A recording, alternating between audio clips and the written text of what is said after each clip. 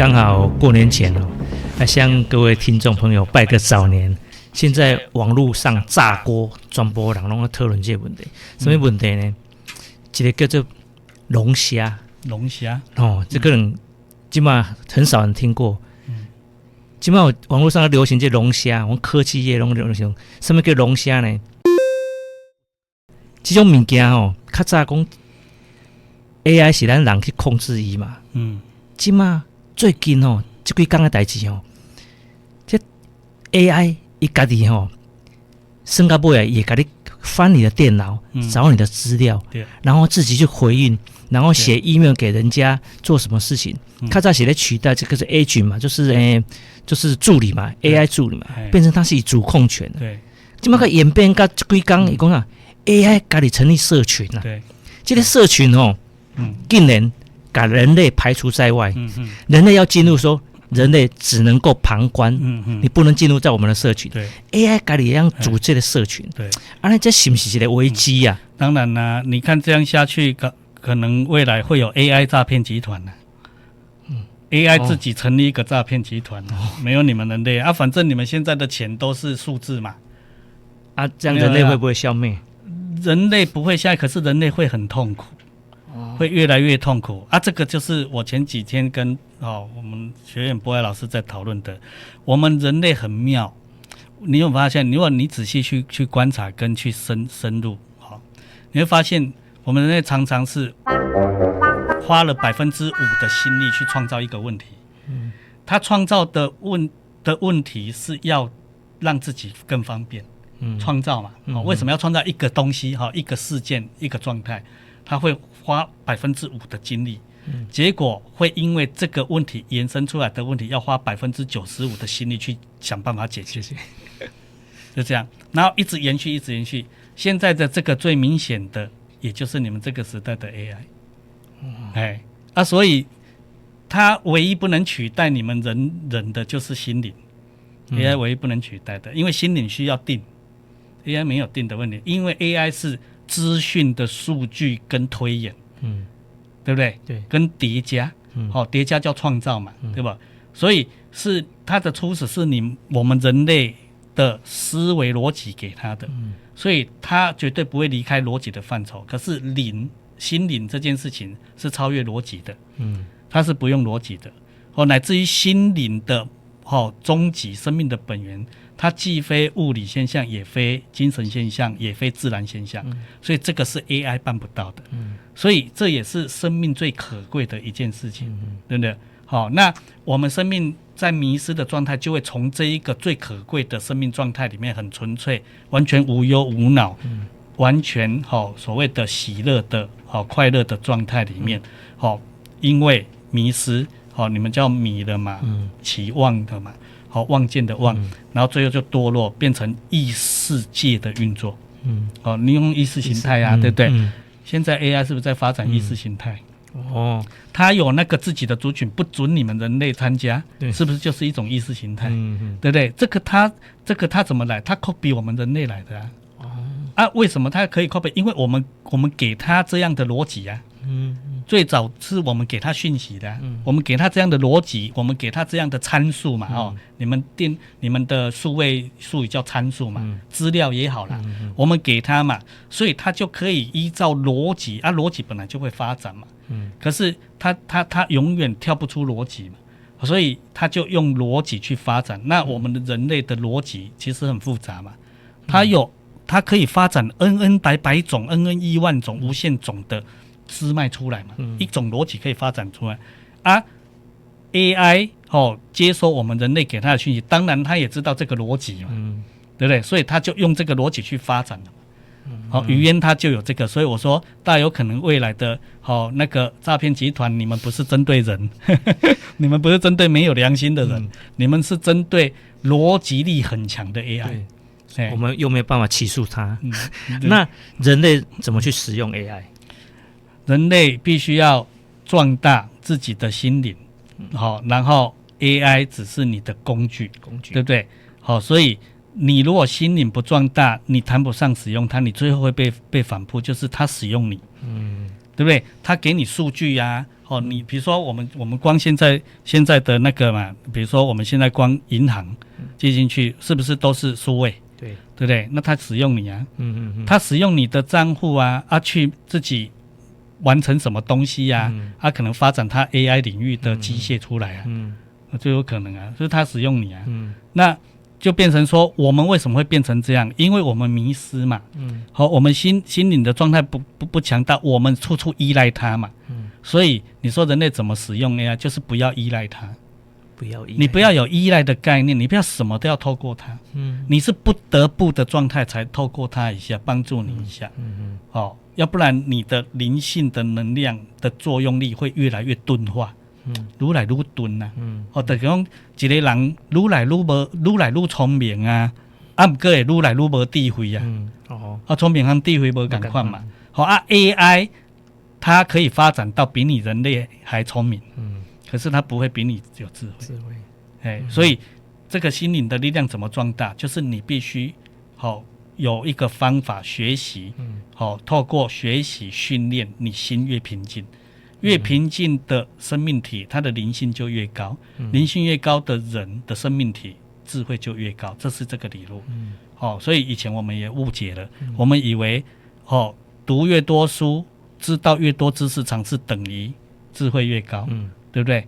其实是错的。那西洋不是也有一句话，其实我们看来也是错，也是不太对，叫做 knowledge is power，对不对？其实不是 ，knowledge 是工具，是 tools， 不是 power。真正的 power 是智慧。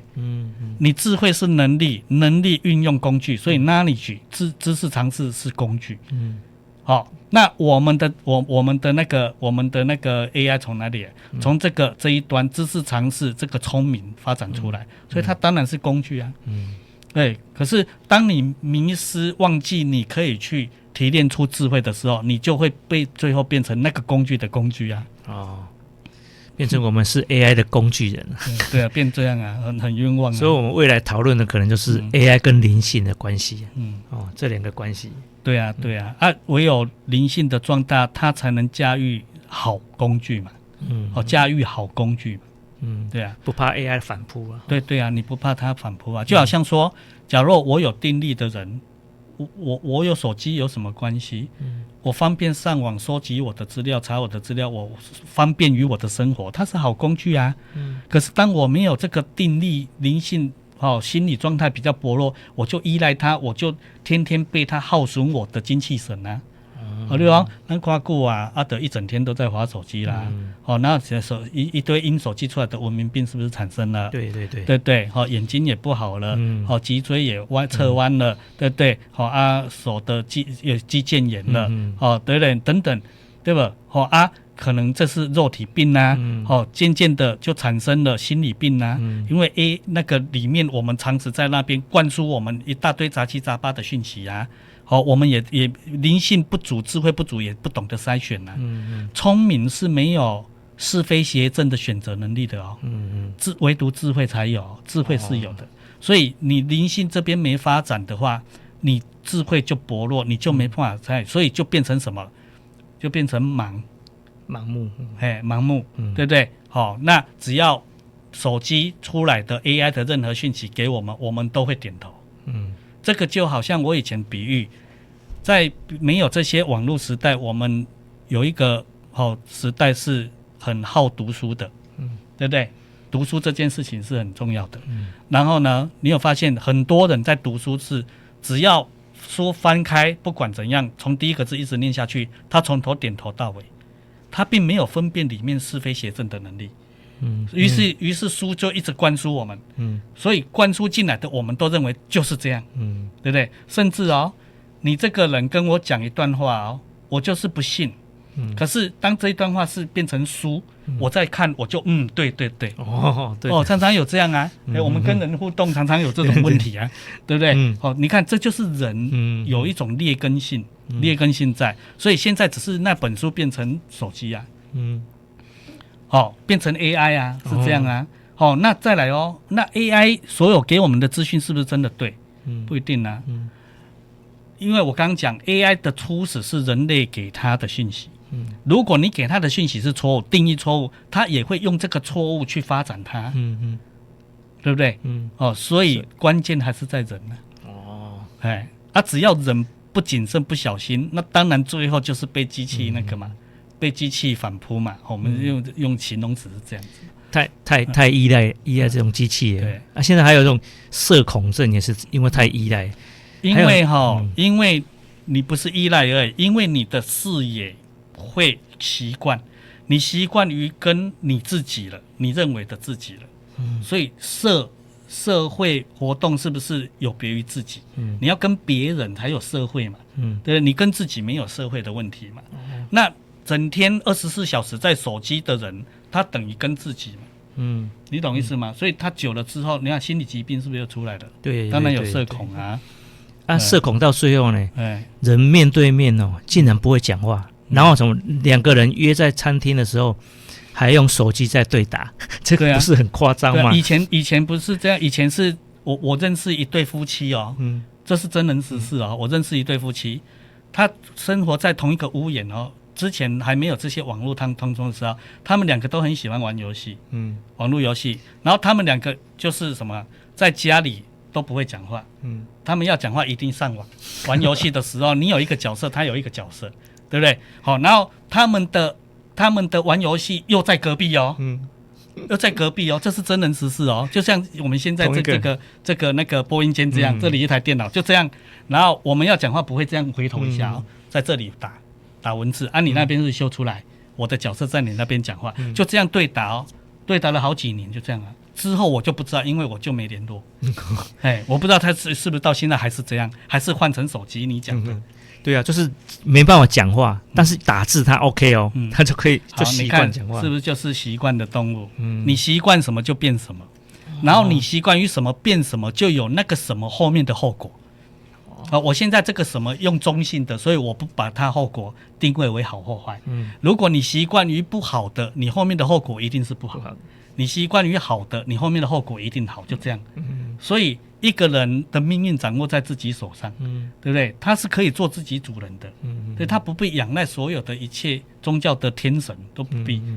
他只要明白这些，他定位自己习惯于他想要的结果的原因，最后他就会有那个结果。